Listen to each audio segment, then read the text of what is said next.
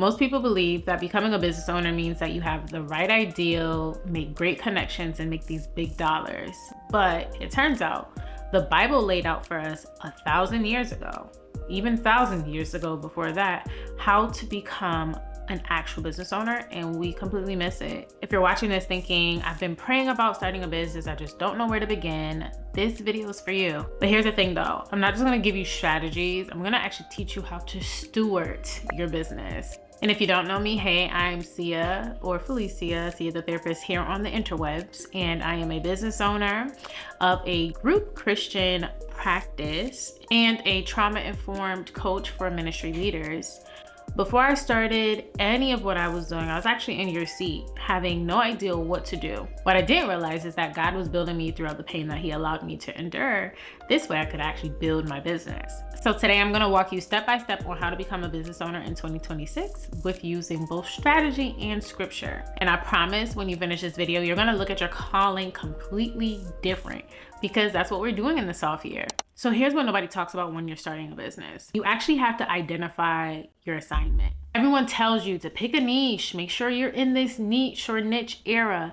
And I guess that's fine, but God didn't really call us to do that, because what God calls us to do is deeper than a niche. God is asking you to identify your assignment. So if you're anything like me, you're probably thinking, okay, what's the difference? Well, see, a niche, it fits a market, but an assignment is actually a mandate from God. So when I started my business way back when, I didn't really start saying like, hey, I want to build this brand. I actually started with asking God a question. I was like, hey, why do people keep coming up to me, asking me these questions, and I give them this counsel, not knowing that I was actually counseling them at the time. You see, before I even had my license, I was put into many positions where friends would come up to me, wounded women would come up to me, children would come up to me, and I would help them make sense of their pain. And for me, I just thought it was something natural. And for some it is, but it's a natural gift from God. So for me, I thought it was a personality trait, but really, it was a gift that God placed inside of me for a purpose. So let us actually go to the Bible, and I want us to go to Exodus 31. In Exodus 31, God says, I have filled him with the Spirit of God, with wisdom, with understanding, with knowledge, and with all kinds of skills. You see, Bezalel, he was filled with the knowledge that God wanted him to have so that he could build the tabernacle. No one else was put onto assignment except him. See, Moses could have done it, right? But God didn't say Moses has the wisdom and the skill to do it. He said Bezalel has it. And so the same thing goes with you. You were put on this earth filled with a skill for a specific purpose. I want you to ask yourself these questions right now, okay? What do people come to you naturally for without you advertising it? What did you survive that gives you authority? What burdens do you carry that actually never go away? Because when you're able to answer these questions, it probably give you some revelation to what your assignment is or your niche. You want to understand that your business cannot be built on trends or what's trending or what's hot, what's new. Your business has to be built on the gifts that you already have.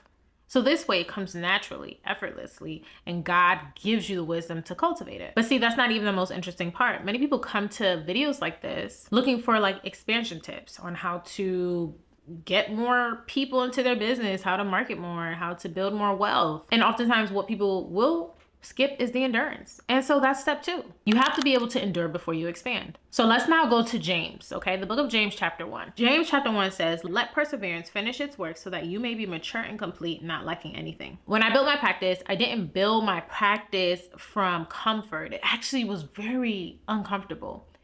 I built it from endurance. See, it was so many things was going on in my life, and I can remember all these events that really shaped what my practice is today, from calling 911 for a certain specific situation, to not having an office space anymore, to all these things that God kept me in, especially personally as well, so that it could show forth its fruit within my business. That was the endurance piece. Because I was going through these things, I was able to learn emotional regulation in real time, which in fact is a part of my business if you're in the client's chair. And here's where it gets crazy, right? So God was actually developing depth in me before he helped to develop influence. And so you're probably sitting there thinking one of two things. If I had more resources, I would just start. Or when I'm ready, I'll launch. But the thing is, and the truth is that the preparation is within the endurance that you have to go through. the endurance within the actual circumstances that you're probably stuck in right now. And that's where the business might be built, right? Through these difficult circumstances, through the burdens that just don't go away. I want us to turn to the book of Luke now. Uncle Luke, Dr. Luke. Luke chapter 14, okay? It says in verse 28, suppose one of you wants to build a tower. Won't you first sit down and estimate the cost? Now, here's what nobody tells you about this part, okay? The costs are not just financial, but it's emotional, it's physical. It gets uncomfortable. And so that's step 3. The Bible is teaching us how to count the costs emotionally and spiritually. See, when I moved from being a clinician to an owner, I had to count more than just more money. I had to count capacity. Did I have the capacity to do these things, to fulfill the will that God wanted me to do within my practice? There's hiring clinicians, there's managing a biller or billing, there's making sure the office atmosphere is set, there is supervision, all these things that came with more capacity that I wasn't quite sure I was ready for. And it's the transition from the therapist to CEO that really got me. And you know what? Most people aren't prepared for that big transition. And then there's the practical side of things, right? Where you can't commingle your funds. You have to have a business bank account. Personal funds and banking funds can't be the same. Like, I can't go to, amusement park and pull from my business card. These are all things that have to do with the capacity. I even had to get clear on my offer, which is my business, before I could even scale, right? So at one point I just had a therapy business, and then God later pushed it into the realm of a Christian counseling center / clinic. So before God could even scale my revenue and expand, my responsibility had to increase. Even in Matthew, we learn that if you're not able to steward a little bit, you're not going to be able to steward a lot. So if we go to Matthew 25, verse 21, it says, well done, my good and faithful servant. You have been faithful with a few things, and I will put you in charge of many things. That's the desire, right? We want to expand. We want to be the biggest top dog in our industry. But first, we have to learn how to steward the things that God has already given us and count the cost of what it's going to cost us to expand and have that capacity to do so. But that's where most people stop here. But actually, the next step is going to be the one that probably changes everything for you. Let's go to the book of Galatians. Galatians chapter 1, verse 10. It actually says this direct question. Am I now trying to win the approval of human beings or of God? When I started my business transitioning my business into speaking freely about faith and therapy, some people didn't like it. I can even up to last month, and we're in 2026, y'all. I had someone comment about therapy being ridiculous, right? And that we just have to only pray and go to God. I think the comment was something like, hey, you can only go to God. I found it baffling. So there were Christians skeptical of therapy. There's also the other side where therapists are skeptical of faith integration, and I'm somewhere caught in the middle. But that's the thing, God didn't really call me to fit into a space. He called me to please him. I became that bridge. That was his calling for me. And the thing is, you can't build what God is asking you to build if you're addicted to being understood. Everyone's not going to get it, and that's completely fine. And so you're probably thinking, well, what if people don't receive what I have? So instead of asking that, ask this instead. Is God asking me or telling me to build this? You see the reversal there? And that is the only question that matters here. The worst possible thing you can do in your business is to build a business to impress people instead of to give it to God and essentially impress God. And so here's where it gets really practical. In step 5, you need to steward the small wins. Now let's go to, again, Dr. Luke. Luke chapter 16, verse 10. Whoever can be trusted with very little can also be trusted with much. So when I had my first session or building my group practice, it wasn't full, right? So maybe I had 2 clients here and just me by myself, right? I started with the business by myself. And then later on, God added more clients and more clients and more clients to the point where I was just like, yeah, I'm one person. I can't do this. And so God offered me the space to then bring on one clinician. And then for a while, it was just me and this one clinician. And then the same thing happened. And then God allowed me more space to bring on more clinicians. Just because my practice wasn't packed at first didn't mean I stopped stewarding that. I kept up with it. And to be frank, I've had so many businesses in the past where I would stop when things didn't go well. Now, that's not stewarding little things greatly. And with those other businesses, this is where things kind of got crazier. I thought that if I made my message more clear, reaching out to the people with dry skin or the people who needed their hair done, making it so clear that more people would come. But you see, that wasn't the space in which God called me to be in. So then I would give up. But when I was aligned in the right space, that's when the message actually got clear with my business, with the therapy practice, right? So this is what it might look like for you. When you're ready to apply this, you need to make your next offer at least 1% better than the last. Meaning that maybe you had a business in the past that didn't work out, and that's fine. You take those principles and things that you learned and apply it to the next business and make it 1% better. Also be attentive, right? Listen to what your audience or your target market keeps asking you about. For me, I literally kept getting clients who wanted to incorporate faith into their therapy sessions, and I was all for it. Now, that doesn't mean I didn't have clients who didn't want to incorporate faith, but still there was some room there. I gave the population what they wanted. And if something isn't working, then you might need to stop repeating it and just adjust it. As someone once said, insanity is doing the same thing over and over again, hoping for new results. So you have to think about the people that are growing, right? They're not doing more of the same. They're adjusting. They're doing things more aligned and more smart or smarter. So I know that was powerful, but this next one is probably going to take the cake, okay? I need you to go to Matthew 25, chapter 25. And this is the parable of the talents. So when you read it, right, you see that the servant didn't lose his talents because he was wicked. He lost because he was essentially afraid. And when I read that, I get convicted deeply, right? Because I have gifts, just as you do. But if I had used it in a one-to-one capacity forever, then I wouldn't be serving the population that God called me to serve.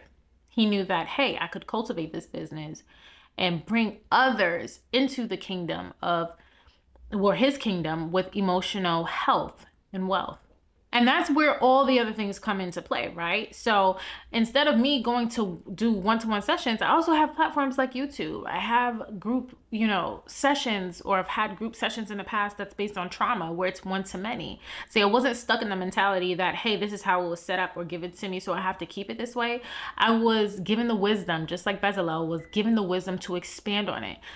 Have you seen pictures of what the tabernacle looks like? If you read Exodus, you can read all the things and then imagine and think about what the tabernacle looks like from all these intricate details and the skill that he put into it. Obviously, he had help, right? Because then he was able to tell somebody else to help him to do what it is that he's supposed to do. But all of this was given and endowed by God.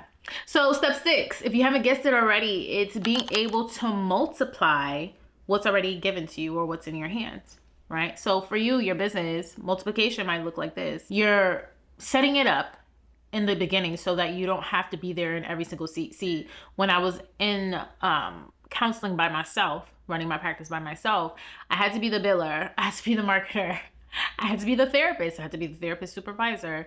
I had to be the receptionist, all those things, right? But see, in step 6, where you're multiplying what's already given to you, you're now dictating what does or who does what.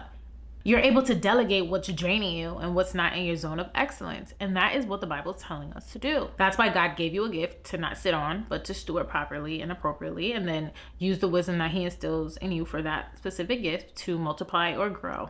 And here now is the one step that most businesses tend to skip. Let's go to Deuteronomy chapter 8, verse 18. Remember the Lord your God, for it is he who gives you the ability to produce wealth. When my revenue started to increase, I had to guard my heart. And that is what this step is all about. Remembering who gave you the ability to do so, which is God. When your revenue starts to increase, and it will in 2026 if you're following these steps biblically, according to the Bible, your revenue is going to increase, which means your ego might increase. Ego traps are real, okay? Comparison traps are real. Burnout is real. All these things are going to come up, and you're going to think, okay, I can now handle it by myself, and that gets you back into the cycle of not doing business biblically. And then guess what? Your success becomes your idol. And I talked about this in maybe the second episode of the soft year, or third episode, where I was idolizing, my business, but also ignoring what God had called me to do. Once things started to roll, where he had to force my hand once again to push me into making my practice a Christian practice, where we had Christian values. And I know you're probably thinking like, okay, that won't happen to me. It might. And that's what makes it dangerous. So this is what it's going to practically look like for you when you're guarding these things. You have to have Christ-centered leadership in your business in 2026. And this has to overcome the clout-based leadership, where you're doing everything that's trendy, ignoring the values of the word. You have to also ensure that there's integrity in your messaging. If you say something, then you do it. You don't have this false hope of, okay, I said I was going to sell these t-shirts, but really what I'm selling are shoelaces. Where's the integrity in that? And we know that if we're having these biblical values, this is what we need to do. And every day you show up for work, you also need to show up as if you're doing it in front of God. God is going to be the one that gives you the ability to produce wealth. So this is why you remember him in this step as he watches you steward what he's giving you the ability to have. So most people think that business and callings are two separate things, but scripture is full, and I mean full, of business concepts. Even if we think about, which I'll probably make a separate video, Jesus and his ministry. His ministry was a business. He didn't handle the finances by himself. He actually did what was in step 6. He multiplied what was in his hand. Okay, he was able to delegate. Judas became, the chief financial officer. There are people who were messengers, receptionists. These are the people in which you are delegating responsibilities because God is giving you the space to cultivate your business. All of these are investment strategies. The stewardship, the trade, the multiplication of your business, the counsel, all those things are strategies in which you need to have. The parable of the tenants, right? So even if we're looking at Proverbs, where it says skilled workers stand before kings, these are skills that God has endowed and placed in you. You just have to, again, remember step 1, find your assignment, know your assignment, pray and ask God about your assignment. I didn't wake up one day and say, hey, I want to build this brand. It's when I talked to God and noticed, like, God, wow, you've healed me. You're continuously healing me. How can I go out and do the same for others? So in case you kind of skipped around in this video, let me give you step by step. All 8 of them, okay? Step 1, identify your assignment. Step 2, endure before you expand. Step 3, count the cost. Step 4, steward all your small wins, and I mean it. Step 5, multiply what's in your hand. Step 6, remember who gave you the ability. That's God. Stay rooted, y'all. And the last step is one we're actually going to cover in the next video, which is build community and serve first. God knows all the plans that he has for you, okay? One's to prosper you, ones to not harm you, ones that gave you hope in a future. God already knows. Just give it to God though. This includes your business. And when you commit to building it God's way and not the world's way, everything changes. So I want you to drop a comment below with your business ideal. I am not sharing my revenue in this episode simply because my accountant is on vacation, and so they haven't been able to go in and balance my books, which is completely fine. I am trusting God. I don't need to look at the numbers. I already feel that my business is growing. If you remember from episode 1, the goal is 500K this year, $500,000 this year, 2026. I already feel my business is growing. I know the first couple episodes, my revenue was short, but things are falling into place, and to God be the glory that they are. So make sure you stay tuned for one of the next episodes where we'll be talking about community building, especially community building with Christ at the center. Drop in the comments below, like I said, your next business venture or how you're going to pivot so that your business can be given to God and you start operating your businesses if you have multiple, if you're a multipreneur, the way in which God intended you to. You're not behind, y'all. You're just starting to prepare and you're enduring. Walk good, keep the vibes high. I'll see you in the next video.